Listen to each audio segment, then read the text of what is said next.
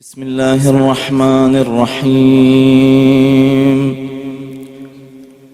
الله من قرأ الفاتحة لا حول ولا قوة إلا بالله العلي العظيم. أعوذ بالله السميع العليم من الشيطان اللعين الرجيم. بسم الله الرحمن الرحيم. الحمد لله الواحد الأحد الفرد الصمد الذي لم يلد ولم يولد ولم يكن له كفوا أحد.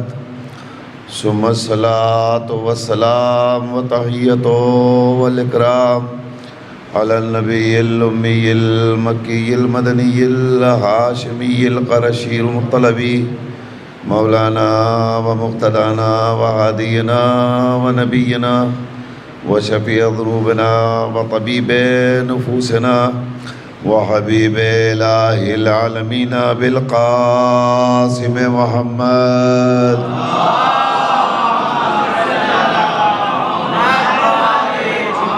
وعلى الطيبين الطاهرين المعصومين ولعنة الله على أعدائهم مقاتليهم وغاصب حقوقهم ومنكر فضائلهم أجمعين من الآن إلى قيام يوم الدين. أما بعد فقد قال سبحانه تبارك وتعالى وقوله الحق. بسم الله الرحمن الرحيم. برم بوالدتی ولم یجعلنی جبارا شقیا. صلوات پڑھ دے بر محمد والے. التماس ہے کہ ایک بار سورہ حمد اور 3 بار سورہ اخلاص کی تلاوت فرما کر مرحومہ و مغفورہ پروین فاطمہ بنت تاجدار حسین مرحوم کی روح کو ایصال فرمائیں. مرحومہ کی شادمانی روح بلندی درجات اور اپنی اپنی بارگاہ شہزادی کونین میں حاضری درج کرانے کے لیے باوجہ بلند صلوات پڑھ دیجیے.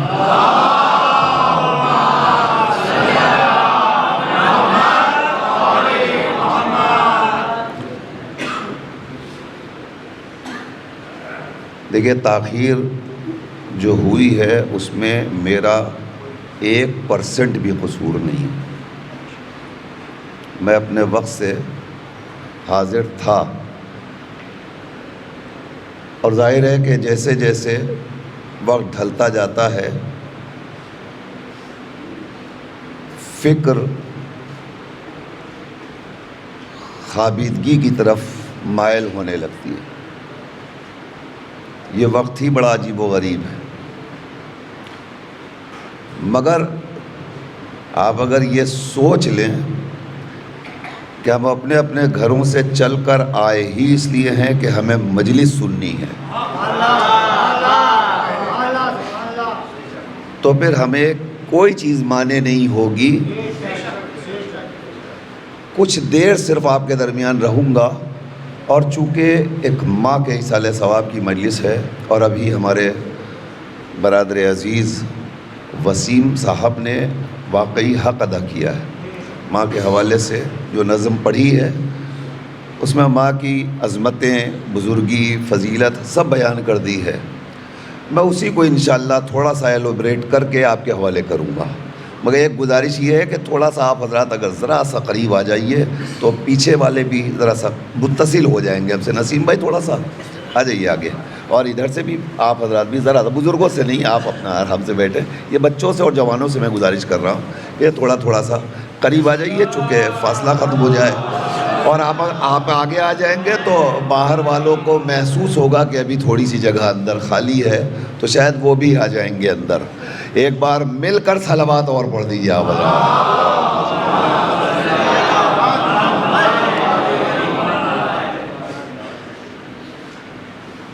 میں نے آپ کے سامنے سورہ بنی اسرائیل کی ایک بڑی مختصر سی آیت کی تلاوت کی ہے اور ایک ماں کی عظمت اور ماں کی فضیلت کے حوالے سے اس سے بہتر کوئی انتخاب ہو ہی نہیں سکتا تھا۔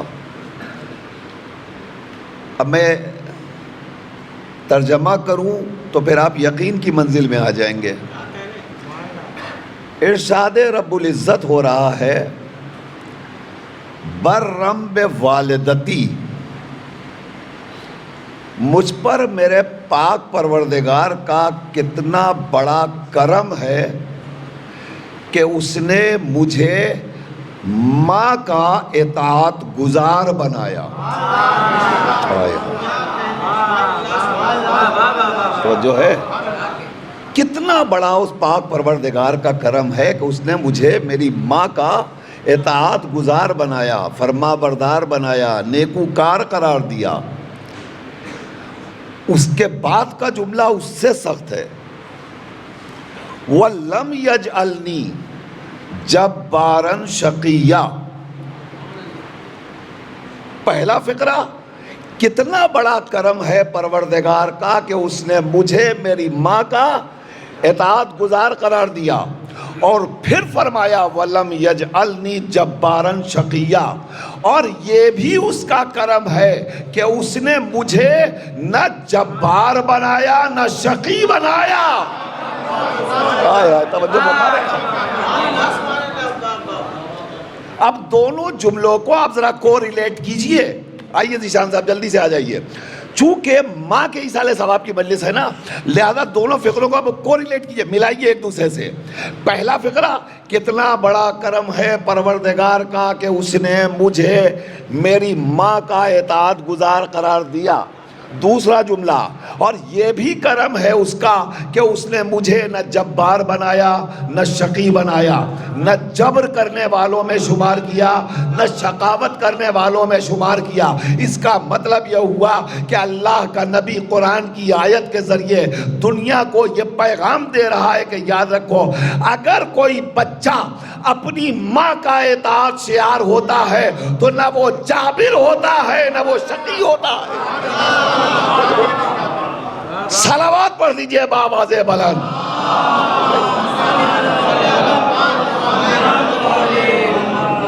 اگر کسی کے ہاں جبر پایا جا رہا ہے، کسی کے ہاں ظلم پایا جا رہا ہے، کسی کے ہاں شقاوت پائی جا رہی ہے، کسی کے ہاں زیادتی پائی جا رہی ہے، تو اس کا مطلب یہ ہوا کہ وہ اپنی ماں کا نیکوکار نہیں ہے، اطاعت گزار نہیں ہے۔ تو اس کا مطلب یہ ہوا انسان اپنے، جملہ لے جا رہا ہوں، اس کا مطلب یہ ہوا انسان اپنے عمل کے ذریعے اپنی ماں کی عظمتوں کا تعارف کراتا ہے۔ ہائے ہائے ہائے ہائے، نہیں جب تک سب نہ بولے کوئی فائدہ نہیں ہے جملے کا، توجہ فرمائیے گا۔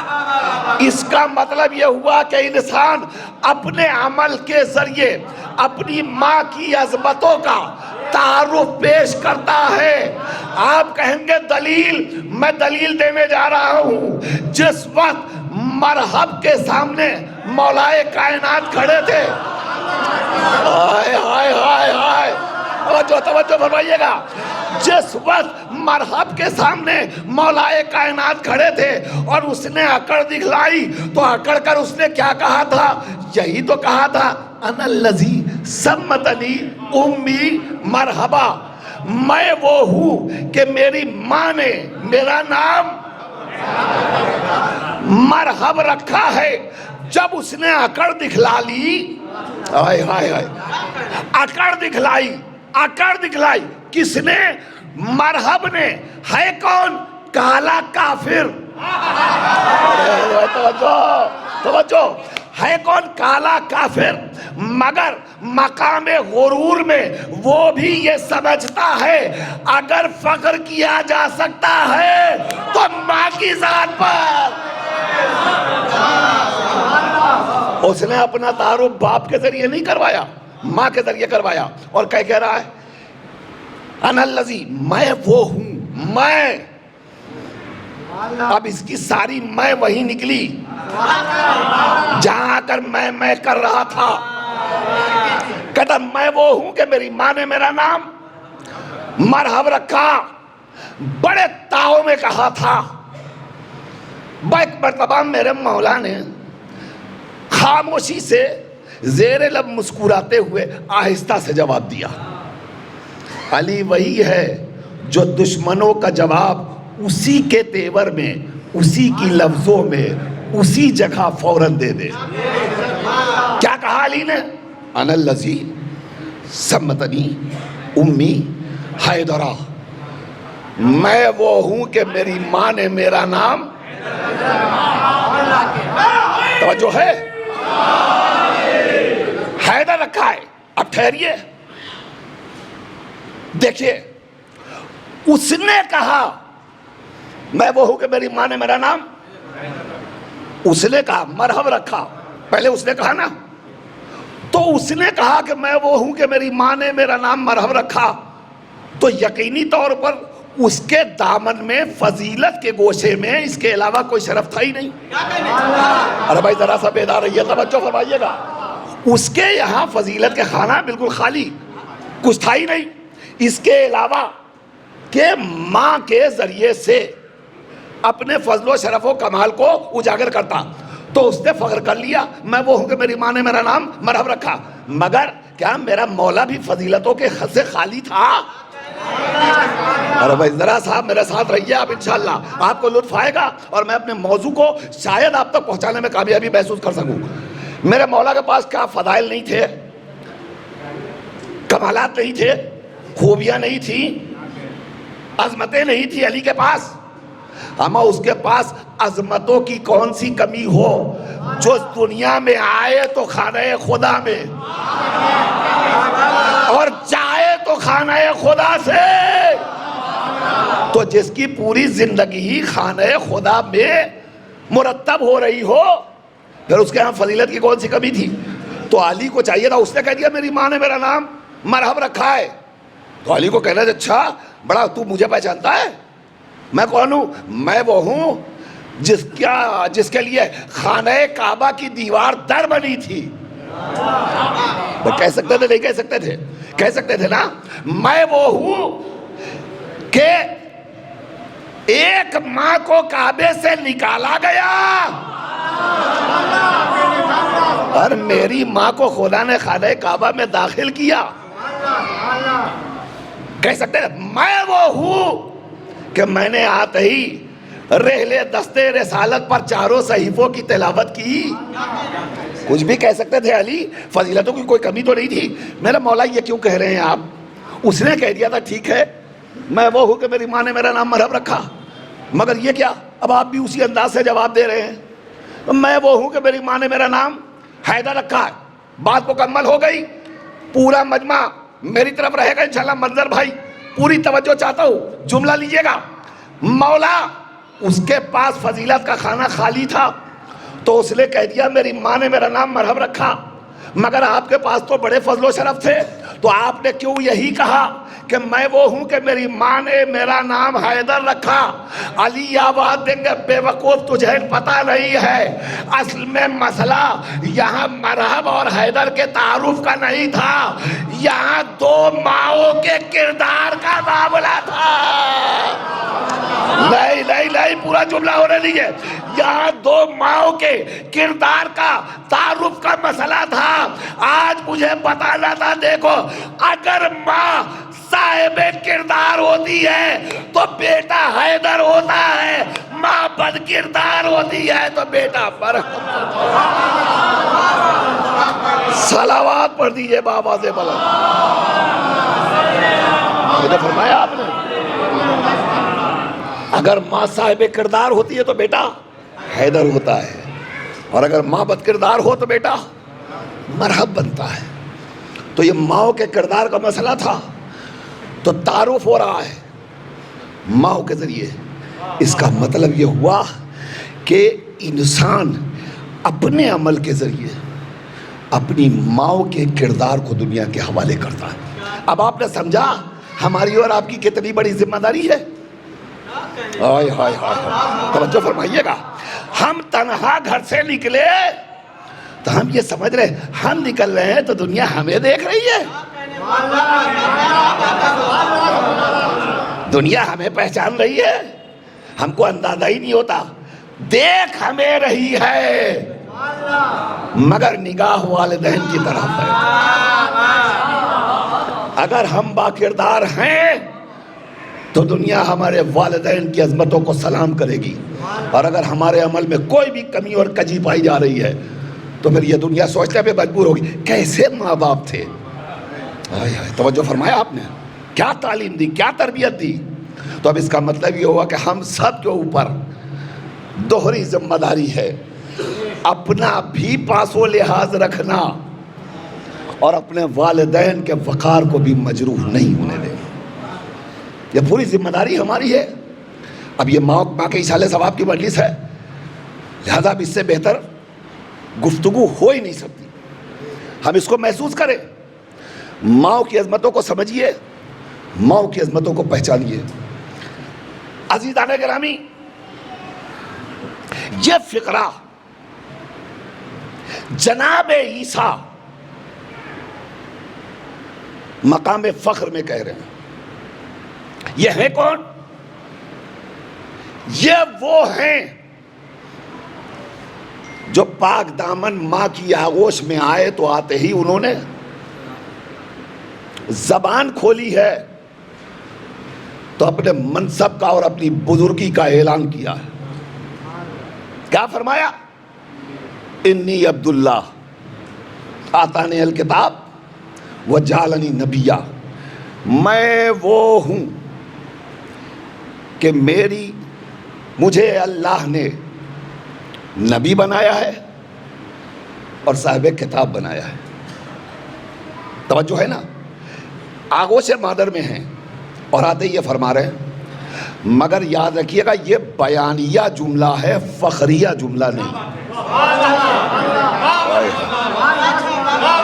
توجہ فرمائیے، یہ بیانیہ جملہ، میں وہ ہوں، اس پہ کوئی فخر نہیں، یہ تو اسٹیٹمنٹ ہے، ایک بیان ہے نا، میں وہ ہوں، میں اللہ کا بندہ ہوں، مجھے اللہ نے نبی بنایا اور صاحب کتاب بنایا، ایک بیان ہے۔ ٹھہریے، یہی جناب عیسیٰ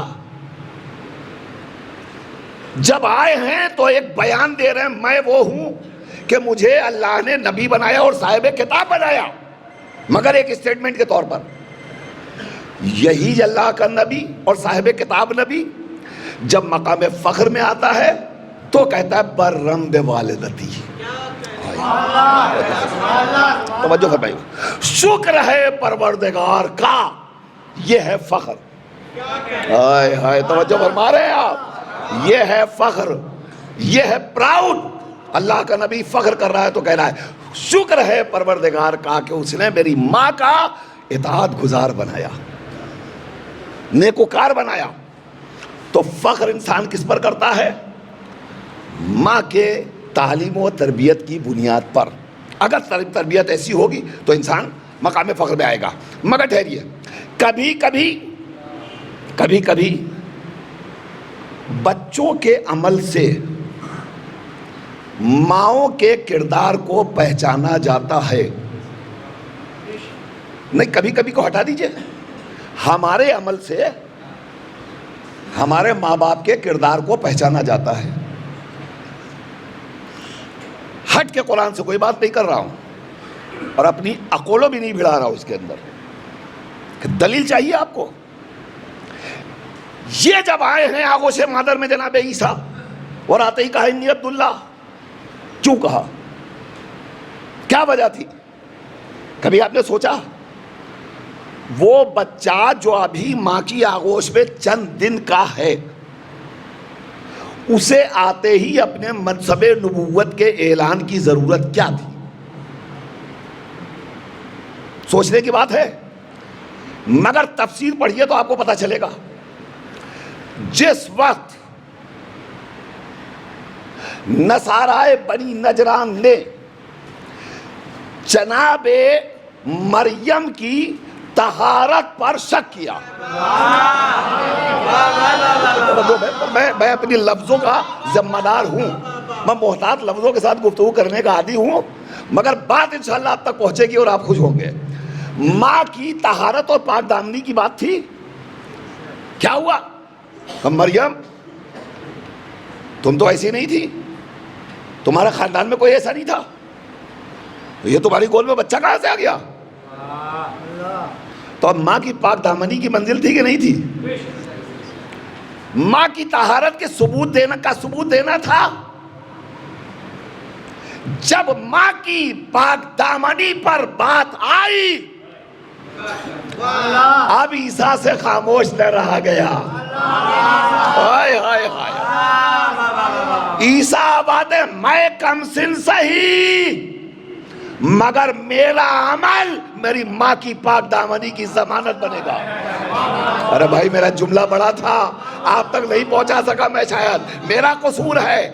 میں کم سن سہی مگر جب میری ماں کی پاک دامنی پہ بات آئے گی میرا عمل ان کی طہارت کی گواہی دے گا.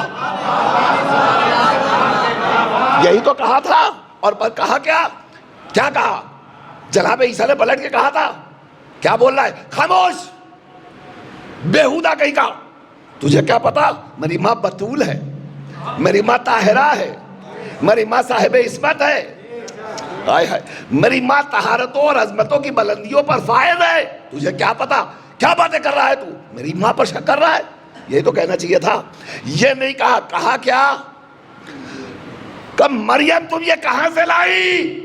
آواز آئی انی عبداللہ آتانی الکتاب وجعلنی نبیہ, میں اللہ کا بندہ ہوں, مجھے کتاب دی گئی ہے, مجھے نبی بنا کر بھیجا گیا ہے. اور آنے والوں کا سوال کیا تھا؟ تم تو ایسی نہ تھی. توجہ فرمائیے گا. سوال کیا؟ تم تو ایسی نہ تھی. اور جواب کیا ہے؟ میں نبی ہوں,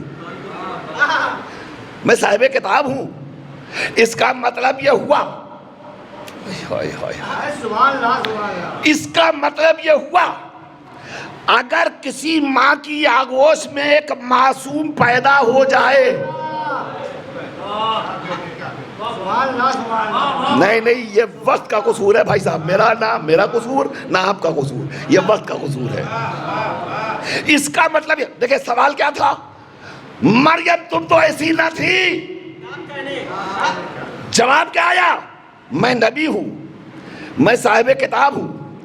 اس کا مطلب یہ ہوا اگر کسی ماں کی آغوش میں ایک معصوم بیٹا آ کے ماں کی عصمت کی گواہی دے دے, تھوڑا سا اور بیدار ہو جائیے آپ, تھوڑا سا اور بیدار ہو جائیے آپ. اگر ایک ماں کی آغوش میں آ کر ایک معصوم بیٹا ماں کی طہارت کی گواہی دے دے, ماں کی صداقت کی گواہی دے دے. یہ آنے والے کون تھے؟ کلمہ گو تھے, مسلمان تھے, نبی کے امتی تھے, حضور کے شہدائی اور فدائی تھے. یہ کون تھے؟ کہ نہیں صاحب ان کا تو ابھی اسلام سے کوئی تعلق ہی نہیں ہے, کوئی رشتہ ہی نہیں. کب پھر ہوا کیا کہ لیکن مگر جیسے ہی عصمت کی ماں کی صداقت کی گواہی جناب عیسیٰ نے دی بس فوراً وہ خاموشی کے ساتھ چلے گئے. پھر کچھ نہیں کہا. انہوں نے مان لیا اما جس کی آغوش پہ ایسے معصوم بچہ پایا جا رہا ہو اب اس کی صداقت کی گواہی کیا مانگی جائے, لہذا بڑی خاموشی کے ساتھ چلے گئے. ہمیں اسی بات کا تو رونا ہے, یہ ہیں نصرانی, صاحب کتاب, یہ صاحب اسلام نہیں ہے, پیغمبر کے امتی نہیں ہے. مگر جب ایک ماں کی صداقت کی گواہی آغوش میں ایک معصوم بیٹے نے دیا تو انہوں نے حجت نہیں کی, مان کے واپس چلے گئے. وہ کیسے مسلمان تھے؟ فاطمہ دو معصوم بیٹوں کو لا کے اپنی صداقت کی گواہی دے رہی ہے.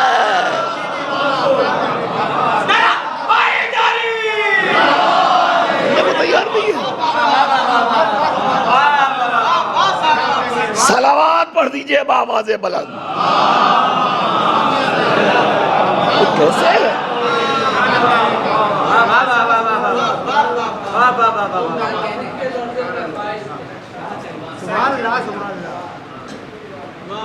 بتائیے آپ. شہزادی، اب ظاہر ہے کہ اس طرف مجھے لے نہیں جانا تھا آپ کو، آ گئی بات، چونکہ بات ماؤں کے کردار کی ہو رہی ہے اور بچوں کے عمل سے ماؤں کے کردار کو پہچانا جاتا ہے، بچوں کے کردار سے۔ اب ایک کردار وہاں نظر آیا آغوش مادر میں جناب عیسیٰ، اور آغوش میں ماں کی طہارت کی گواہی جناب عیسیٰ نے دی تو سب نے مان لی، سب نے قبول کر لی۔ یقیناً یہ صدیقہ ہیں، اور ایک صدیق نبی کی، صدیقہ بیٹے کی، دو صادقین گواہی دے رہے ہیں،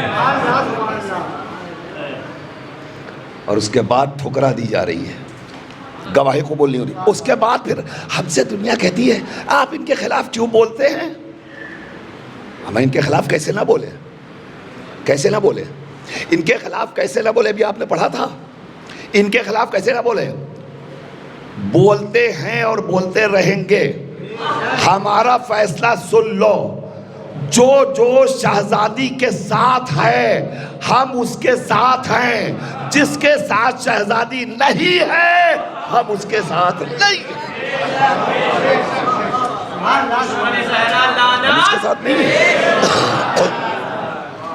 ہم اس کے ساتھ نہیں ہیں۔ میں نے پھر لفظوں کو احتیاط کے ساتھ صرف کیا ہے، آپ وہاں نہیں پہنچے۔ جو جو شہزادی کے ساتھ نہیں،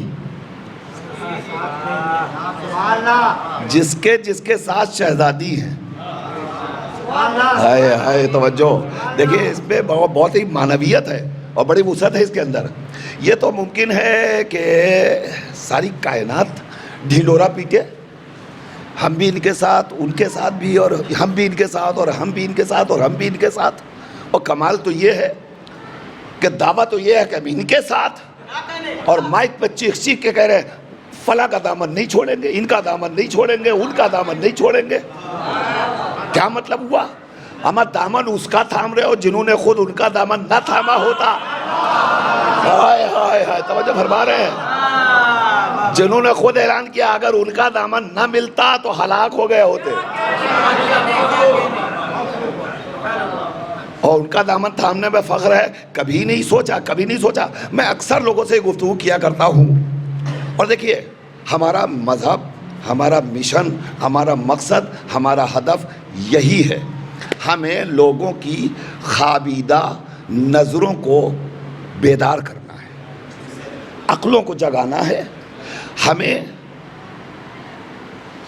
دور رہنے والوں کو اور دور نہیں کرنا ہے، اپنے عمل کے ذریعے انہیں اپنے سے قریب کرنا ہے، اور قریب کرنے کا بس ایک ہی طریقہ یہ ہے، آپ جائیے تو وہ جسے مانتے ہیں انہی کا حوالہ دیجیے، اور ان سے پوچھئے کہ آپ جن لوگوں کو مانتے ہیں، بہت اچھی بات ہے، ماننا چاہیے، کس بنیاد پر مانتے ہیں؟ صاحب یہ بہت بڑے ولی، اچھا تو یہ ولی بنے کس کی بنیاد پر؟ صاحب یہ ولی بنے ہیں ولیوں کے ولی کی بنیاد پر، تو جو ولیوں کا ولی ہے پہلے اسے یاد کرنا چاہیے، یا اس کے صدقے میں جو ولی بنا ہے پہلے اسے یاد کرنا چاہیے؟ اور اب آپ ان سے پوچھئے بیٹھ کر کے، ان کی تاریخ آئی تو آپ کو یاد ہے، ان کی تاریخ آئی تو آپ کو یاد ہے، یہاں بھی دھوم دھام سے جشن منایا جا رہا ہے، عرس منایا جا رہا ہے، اجتماع ہو رہا ہے، سب کچھ ہو رہا ہے، اور آپ کو یاد ہے اسی لیے تو ہو رہا ہے، ہر برس ہو رہا ہے اور پابندی کے ساتھ ہو رہا ہے۔ اب ان سے پلٹ کے پوچھئے کہ یہ جس کے درگاہ کے بھکاری تھے اس کی تاریخ ولادت کب ہے؟ نہیں پتہ۔ ان کے بچوں کی تاریخ ولادت کب ہے؟ نہیں پتہ۔ تو اب ان سے کہیے کہ یہ بتاؤ کیا ہمیں یہ معلوم ہونا چاہیے کہ نہیں معلوم ہونا چاہیے؟ ذہنوں کو آپ کشادہ کیجئے، بیدار کیجئے، سوال رکھیے ان کے ذہن میں، تاکہ وہ یہاں سے اٹھ کر جب اپنے والوں میں جائیں تو وہاں جا کر پوچھیں کہ سچی بات تو یہ ہے آپ نے ہمیں ان کے بارے میں کیوں نہیں بتایا؟ ہماری یہ ذمہ داری ہے، اور اس عہد میں ممبروں پر آنے والوں کی بڑی سخت ذمہ داریاں، بہت سخت ذمہ داریاں. ہمارے جو مسائل ہیں اس وقت بالکل بدل چکے ہیں، بالکل بدل چکے ہیں. اب یہ وقت بالکل نہیں ہے اس کا کہ میں آپ کو آج کے مسائل کی طرف متوجہ کروں. بہت خطرناک زمانہ آ چکا ہے، بہت خطرناک دور آ چکا ہے. صرف یہی نہیں ہے کہ دوسرے مذہب کے افراد سے مسلمانوں کو دور کیا جا رہا ہے، نہیں، اس سے بڑی سازش یہ چل رہی ہے کہ شیعوں سے شیعوں کو الگ کیا جا رہا ہے. بہت بڑی سازش پوری پلاننگ کے ساتھ ہو رہی ہے، منظم طریقے سے ہو رہی ہے، اور آپ خود اپنے ماحول میں دیکھ لیجئے کہ کس طرح سے ہم گروہوں میں بٹتے جا رہے ہیں. میں اس منبر پر اور مرحومہ کے لیے اس سے بہتر خراج عقیدت کچھ نہیں ہوگا اگر آپ کے دل و دماغ میں میرا یہ جملہ اتر جائے. خدا کے لیے، خدا کے لیے، خدا کے لیے، نظریاتی اختلافات کسی کے بھی کسی سے ہو سکتے ہیں، مگر ان نظریاتی اختلافات کو فرش مجلس اور محفل پہ نہ لاؤ. انہیں آپ اپنے تک رکھیے اور کوشش کیجئے، دوری نہ اختیار کیجئے. اگر آپ کے نظریات پہ اختلافات ہیں، آپ اپنا نظریہ، پہلی بات تو یہ کہ دوسروں پہ نہ تھوپیے. توجہ فرمائیے گا، اپنا نظریہ دوسروں پہ نہ لا دیے. آپ کا نظریہ کچھ بھی ہو سکتا ہے، آپ کو مبارک ہو آپ کا نظریہ. آپ اپنا نظریہ دوسروں پہ نہ لا دیے اور اس کو اس کے نظریے سے بہکانے کی کوشش نہ کیجیے. اس کو اپنے نظریے پر قائم رہنے دیے. آپ کو اپنا نظر، ہاں، آپ دونوں کے درمیان اگر چاہتے ہیں کہ بھائی دونوں میں کوئی ایک ہی تو حق پہ ہوگا، تو آپس میں بیٹھ کر گفتگو مثبت طریقے سے کیجئے تاکہ کوئی نتیجہ نکل سکے. اختلافات نہ کیجئے. اور اگر کوئی نتیجہ پھر بھی نہ ملے تو جو آپ سے بہتر عالم ہو، میں نہیں کہتا آپ امام برداروں کے پاس جائیے، عالم کا مطلب صرف یہ نہیں ہے، اس لیے کہ اب تو مسئلہ یہ بھی ہے، ہر گفتگو کرنے کے پہلے اب تو سوچنا پڑتا ہے. اتنا خطرناک ماحول ہے. میں نہیں کہہ رہا ہوں کہ آپ صرف علماء سے مراد یہ کہ جن لوگوں کے سر پہ امامہ آپ ان کے پاس جائیے، نہیں، اتنی پرکھ تو آپ کو بھی ہونی چاہیے کہ کون صرف امامے والا ہے اور کون عالم ہے. اتنا تو آپ کو بھی معلوم ہونا چاہیے، اتنا تو ہمیں بھی تجربہ ہونا چاہیے. اس لیے کہ جو واقعی علماء ہیں، آپ دیکھیے وہ ہر وقت علماء عالمانہ شان ہے ان کے اندر، عالمانہ وقار ہے ان کے اندر، اور وہ واقعی عالمانہ شان کے ساتھ ہوٹلوں میں بیٹھے ہوئے نظر نہیں آئیں گے آپ کو. علماء آپ کو ہوٹل بازی کرتے ہوئے نظر نہیں آئیں گے. علماء کا اپنا ایک وقار ہوتا ہے، اپنا ایک تمدن ہوتا ہے، معیار ہے، ایک اسٹیٹس ہے. تو آپ جانتے ہیں، آپ ان علماء کے پاس جائیے، دونوں افراد جائیں ساتھ میں بیٹھ کر کے اور ان سے سمجھنے کی کوشش کیجیے. لیکن قوم میں اختلافات کو نہ پھیلائیے، خدا کے لیے نہ پھیلائیے. مجلس اور محفل صرف اہل بیت کی ہے، اسے اہل بیت کی رہنے دیجیے. مجلس اور محفل کو پراگندہ نہ کیجیے، خدا کے لیے نہ کیجیے، خدا کے لیے نہ کیجیے، خدا کے لیے نہ کیجیے. جنت البقیع چینل کے ذریعے منظر بھائی میرا یہ میسج آپ پہنچائیے گا اور وائرل کیجیے گا انشاءاللہ. اللہ آپ کی توفیقات میں بھی اضافہ کرے، بڑی خدمت ہے. آج ہماری مجلسوں اور محفلوں کا مزاج اتنا بدل چکا ہے، اتنا بدل چکا ہے، اتنا بدل چکا ہے کہ وہ باتیں جو کفر کے مرحلے میں داخل ہیں انہیں ہم فرش مجلس پر بیٹھنے والی نئی نسلوں کے دلوں میں زہر کے طور پر گھول کر پلا رہے ہیں. آپ کو نہیں پتا، آپ کو نہیں معلوم ہے. ابھی لاسٹ ویک کی بات ہے یہ. ابھی ہم 15 روز کے دورے پر تھے محفلوں میں تمام. دلی میں ایک محفل ہوئی، ہم اس محفل میں نہیں تھے، دوسری محفل میں تھے، مگر فوراً بات ہم تک آئی اور پھر وائرل ہوئی ہے اور آپ لوگوں نے بھی دیکھا ہوگا. اسٹیج پر علماء بیٹھے ہوئے ہیں، ایک شاعر آیا اور آنے کے بعد اس نے کہا، سنیے، سر نہ پیٹیے تو کیا کیجیے. اس نے کہا، علی کی شکل میں پروردگار آیا ہے، بشر کی شکل میں، بشر کی شکل میں परवरदिगार आया है बशर की शक्ल में। और जब उन्होंने पढ़ा, अब ये भोला भाला मजमा, ये बेचारा अगर समझदार होता तो शायरों के मुंह पे खड़ा क्यों होता? ये बैठ के सुनता रहता शरीके सलीके से फदाइल अहले बैत को, पीछे बैठने वालों को भी सुनने का मौका मिलता। मगर अब क्या किया जाए, इसने वाहवा शुरू की। स्टेज पर उलमा बैठे हुए थे, एक आवाज आई, नहीं नहीं ये गलत है, ये गलत है, ये नहीं चलेगा।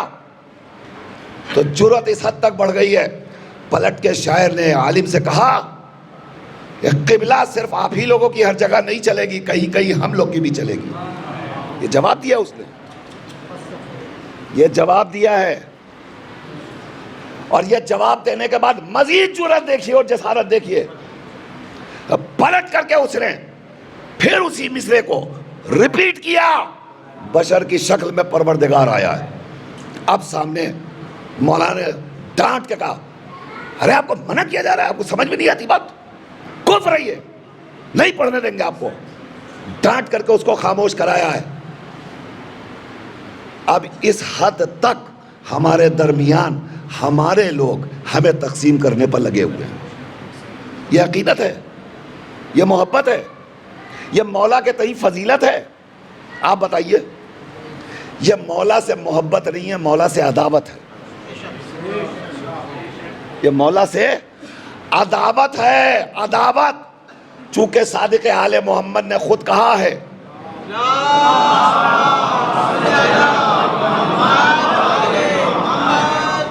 हम सारे गुनाहगारों को माफ कर सकते हैं, मगर हमारा वो मुहिब जो गाली है हम उसे कभी माफ नहीं कर सकते।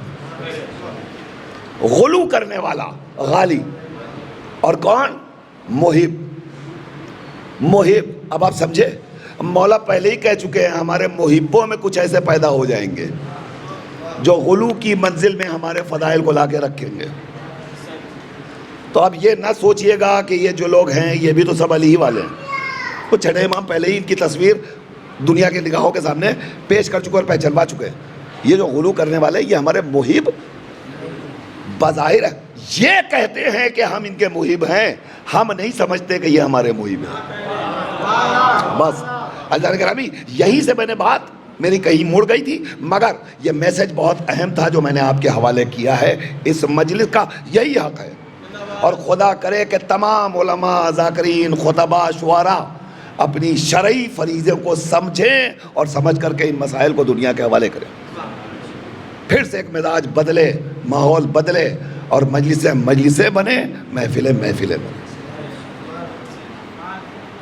अज़ीज़ान गिरामी, ये सारी चीज़ें हमें मिलती हैं माँ के किरदार से, माँ की तालीम से, माँ की तरबियत से।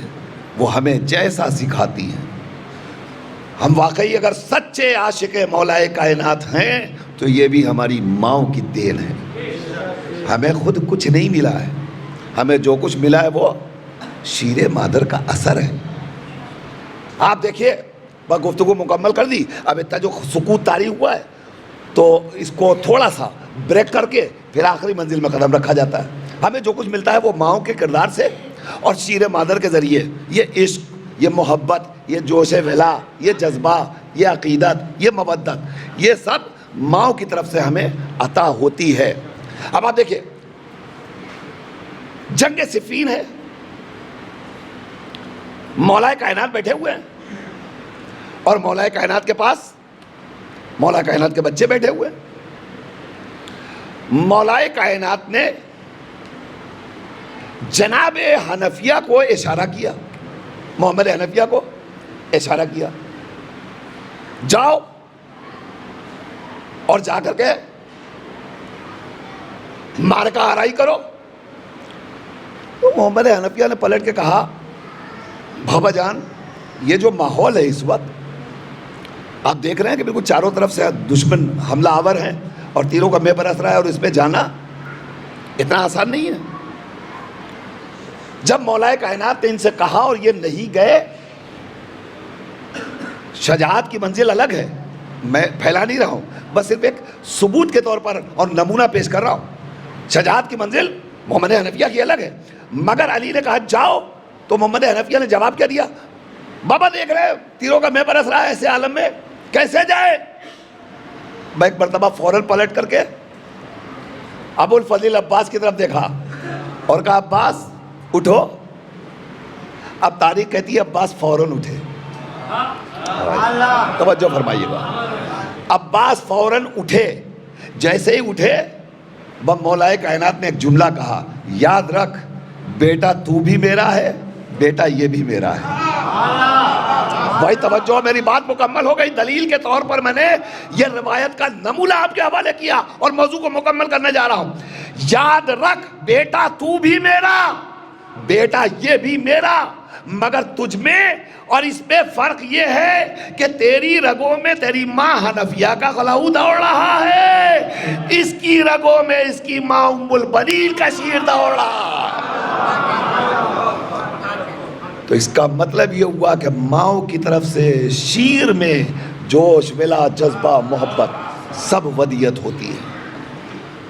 ہمیں اپنی ماؤں کو سلام کرنا چاہیے جنہوں نے ہماری پاک و پاکیزہ تربیت کر کے اس قابل بنا دیا کہ ہم اس پاکیزہ فرش پہ بیٹھنے کے لائق بنے.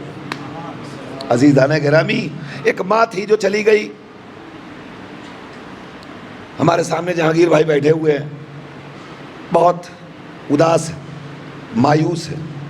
یقیناً ان کی زندگی اجڑ گئی, اس لیے کہ بیوی ہوتی ہے شریک حیات, اور جب شریک حیات ہی نہ رہے تو پھر حیات کیا رہ گئی. بڑا دشوار ہے ان کے لیے, گھر میں رہنا بہت مشکل ہے. بچوں کے لیے ماں کے بغیر زندگی گزارنا بہت سخت ہے, بہت دشوار ہے. مگر ان کی تسلیت اور تعزیت کے لیے بس یہ کہنا کافی ہے کہ جب آپ کی بیگم اس دنیا سے رخصت ہوئی, جانے کے پہلے آپ نے ان کی خدمتیں تو کر لی. بچوں, تمہاری ماں رخصت ہوئی تو تم نے ان کی خدمت کر لی. ایک عرصے تک وہ تمہارے ساتھ رہی, تم سے محبتیں کرتی رہیں. جب وہ گئیں تو بڑے سکون و اطمینان کے ساتھ تم نے انہیں ان کی آخری منزل تک پہنچا دیا. مگر پوچھئے مولا کائنات سے, جب علی کی شریک حیات رخصت ہوئی تھی تو علی پر کیا گزری تھی؟ حسنین سے پوچھئے, جب ان کی ماں کا سایہ ان کے سر سے جدا ہوا تھا ان کے دل پر کیا گزری تھی؟ بس آپ کی آنکھوں میں آنسو آ گئے, آوازیں گریہ بلند ہو گئی. یہی مجلس کا حق ہے. 2 قطرے بھی اگر آنکھوں میں آنسوؤں کے آ جائیں ہمارے لیے سبب نجات مرحومہ کی بخشش کے لیے کافی ہے. ارباب اعضاء, سوچیے آپ, روایتوں کا فقرہ ہے جب شہزادی کی زندگی کے آخری لمحات آئے تو علی کو قریب بلایا, اور بلانے کے بعد شہزادی نے کچھ وصیتیں کی. بہت ساری وصیتیں ہیں, آپ ہمیں غسل دیجیے گا, آپ کفن پہنائیے گا, آپ مجھے حنوط کیجیے گا, رات کی تاریکی میں جنازہ اٹھائیے گا. مگر انہی وصیتوں میں 2 وصیتیں اور تھیں. ایک وصیت یہ تھی, یا ابوالحسن, جب میں مر جاؤں تو میرے مر جانے کے بعد میری قبر پر آ کر قرآن کی تلاوت کیجیے گا. میرے مرنے کے بعد مجھے فاتحہ ضرور پڑھیے گا. عزیزو, شہزادی کو کیا قرآن مجید کی تلاوت اور فاتحہ کی ضرورت تھی؟ شہزادی کو ضرورت تھی؟ نہیں. پھر شہزادی یہ وصیت کیوں کر رہی ہیں؟ شہزادی یہ وصیت اسی لیے کر رہی ہیں کہ رہتی دنیا تک ہمارے چاہنے والوں کو درس مل سکے کہ دیکھو جب تک والدین تمہارے سامنے رہیں انہیں نعمت سمجھنا، اور جب یہ رخصت ہو جائے تو انہیں فراموش نہ کرنا، بلکہ شہزادی وصیت کر کے بتا رہی ہے کہ جب کسی کی ماں اس دنیا سے رخصت ہو جائے، کسی کی زوجہ رخصت ہو جائے، تو وہ اسے قبر میں سپرد لحد کرنے کے بعد فراموش نہ کرے، بلکہ قبر پہ آ کر قرآن کی تلاوت ضرور کرے، سورہ فاتحہ ضرور پڑھے، تاکہ مرنے والوں سے زندہ رہنے والوں کا رشتہ برقرار رہے۔ لہذا شہزادی نے وصیت کی، اور ایک وصیت اور سنیے، میرا بیٹا حسین، اسے پیاس بہت لگتی ہے، اللہ اکبر، میرا لال راتوں کو اٹھ اٹھ کر کے پانی کی تمنا کرتا ہے۔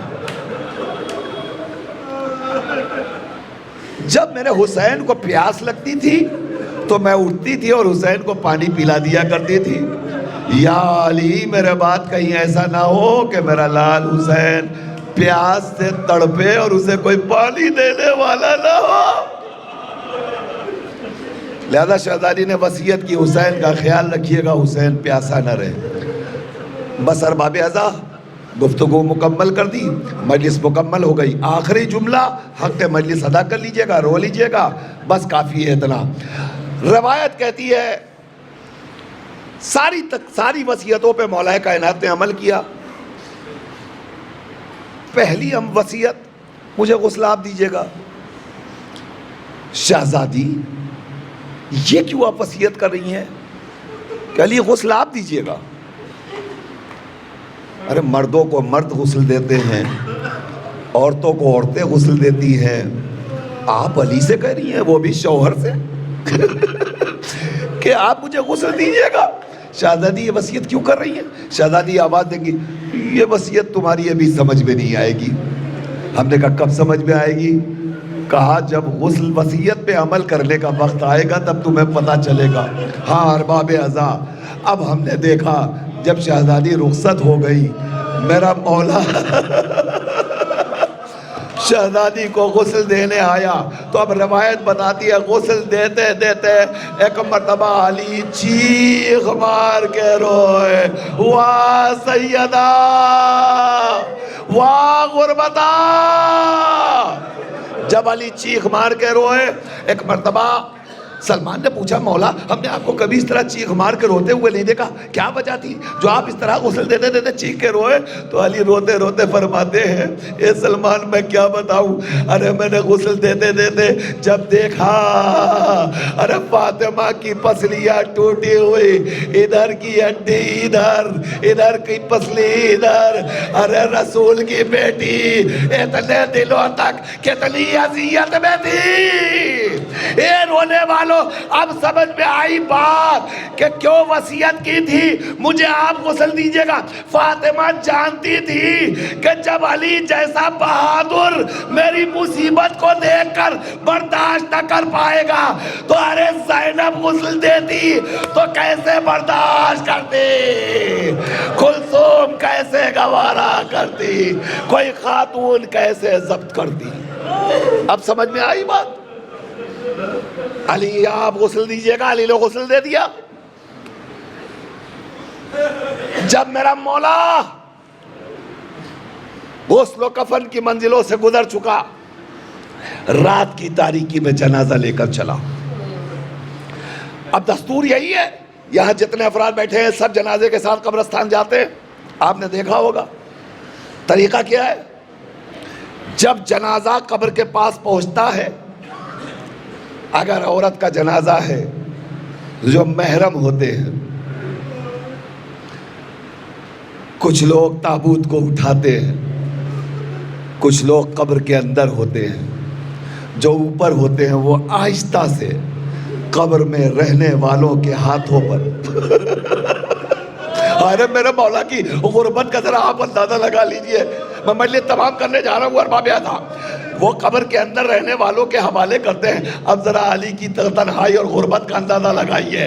اب علی کیا کرے؟ قبر کے پاس تک فاطمہ کے جنازے کو لا تو چکا، مگر اب کیا کرے؟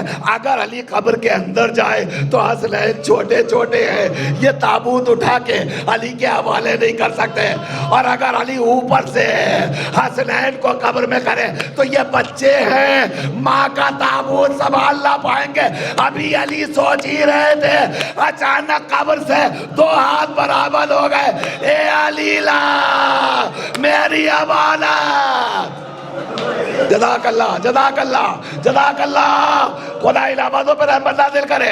ہو گئی مجلس تمام، بس آخری جملہ علی نے نبی کے حوالے کیا، یا نبی اللہ، علی شرمندہ ہے، جیسی امانت آپ نے دی تھی ویسی آپ کے حوالے نہ کر سکا۔ اے رونے والوں، ارے قبر برابر ہو گئی، اب وصیت پہ عمل شروع ہوئی۔ علی قبر پہ بیٹھے، ابھی قرآن کی تلاوت کر رہے تھے، اچانک قبر کو زلزلہ آیا، علی گھبرا گئے، تعویذ قبر پہ ہاتھ رکھا، اے زہرا ارے جلد بتاؤ یہ زلزلہ کیوں؟ قبر سے آواز آئی، علی جلدی گھر جائیے، ارے میرا لال حسین پیاسا، ارے میرا لال پانی کا طالب ہے، زہرا نے برداشت نہ کیا، حسین پیاس ایک لمحہ بھی تڑپ سکتا، واہ غربتا واہ مصیبتا، انا للہ وانا الیہ راجعون، رضا بقضائہ و تسلیما لامرہ، الہی الہی الہی بحق زہرا و ابیہا و بالہا و بنیہا و سر المستودع فیہا۔ پروردگار تجھے واسطہ ہے محمد و آل محمد کا، ہماری اس عزاداری کو شرف قبولیت عنایت فرما۔ معبود جہاں جہاں بھی شیعان حیدر کرار ہے ان سب کی جان مال عزت اور آبرو کی حفاظت فرما۔ پروردگار ہمیں زندگی دی ہے تو زندگی کا شعور بھی عطا فرما، ہمیں حیات دی ہے تو حیات کو گزارنے کا طریقہ بھی عنایت فرما۔ پروردگار ہمیں زندہ رکھا ہے تو ہمیں آل محمد کے لیے عزت کا سبب قرار دے، ذلت اور رسوائی کا سبب نہ قرار دے۔ معبود ہم اس علی کے شیعہ ہیں جس علی نے اپنی زندگی دشمنوں سے بھی کلمہ پڑھوا کے منوائی ہے۔ کہیں ایسا نہ ہو کہ ہمارے کسی عمل پر ہمارا دوست ہمارا دشمن ہماری طرف انگلی اٹھا سکے۔ اپنے زندگی کو اتنا پاک و پاکیزہ بنائیے کہ دنیا ہمیں دیکھے اور ہماری ماؤں کے کردار کو سلام پیش کرے، ہم جن کے ماننے والے ہیں ان کے کردار کو سلام پیش کرے، اور دنیا مانے جب علی کے چاہنے والے ایسے با کردار ہیں تو علی کتنا با کردار ہوگا۔ پروردگار ہمیں سچے صراط مستقیم پر سلیقے سے چلنے کی توفیق کرامت فرما، اہل بیت کے سچے عاشقوں میں شمار فرما۔ پروردگار تجھے واسطہ ہے محمد و آل محمد کا، جس مرحومہ کے ایصال ثواب کی یہ مجلس ہے اسے اعلیٰ علیین میں جگہ عنایت فرما، ان کے جملہ گناہان کبیرہ اور صغیرہ کو معاف فرما۔ پروردگار دعا میں افضل ترین دعا، اہم ترین دعا، منتقم خون کربلا، محافظ شیعت، پاسبان مرجعیت، ساکن غیبت، حضرت حجت کے ظہور میں تاجیل فرما۔ عند الظہور ہم سب کو امام کے ناصرین میں شمار فرما۔ ربنا تقبل منا انک انت السمیع العلیم۔ التماس ایک بار سورہ حمد اور 3 بار سورہ اخلاص بآواز بلند مل کر آپ حضرات پڑھ کر مرحومہ و مغفورہ پروین فاطمہ بنت تاجدار حسین، مرحوم تاجدار حسین اور جملہ مرحومین جو اب اس دنیا میں نہیں رہے ان سب کی ارواح کو ایصال فرمائیں۔ بسم اللہ الرحمن الرحیم، الحمدللہ رب العالمین، الرحمن الرحیم، مالک یوم الدین ایاک نعبد و ایاک نستعین اہدنا الصراط المستقیم صراط الذین انعمت علیہم غیر المغضوب علیہم ولا الضالین بسم اللہ الرحمن الرحیم قل هو اللہ احد اللہ الصمد لم یلد ولم یولد ولم یکن له کفوا احد بسم اللہ الرحمن الرحیم قل هو اللہ احد اللہ الصمد لم یلد ولم یولد ولم یکن له کفوا احد بسم اللہ الرحمن الرحیم قل هو اللہ احد اللہ الصمد لم یلد ولم یولد ولم یکن له کفوا احد اللہم صلی علی محمد اللہم صلی ماتم مومنین، آج رات کو ٹھیک 8 بجے اسی بارگاہ میں ذیشان بنارسی کی والدہ کے 40ویں کی مجلس ہے. آپ حضرات سے گزارش ہے کہ اس میں شرکت کریں. بعد مجلس نظر کا اہتمام ہے اور 22 فروری کو مدرسہ السلام علیکم ائمة الہدی ورحمۃ اللہ وبرکاتہ. استودعكم الله وأقرأ عليكم السلام. آمنا بالله وبالرسول وبما جئتم به ودللتم عليه اللهم فاكتبنا مع الشاهدين. اللهم صل على محمد وآل محمد. اللهم صل على محمد وآل محمد.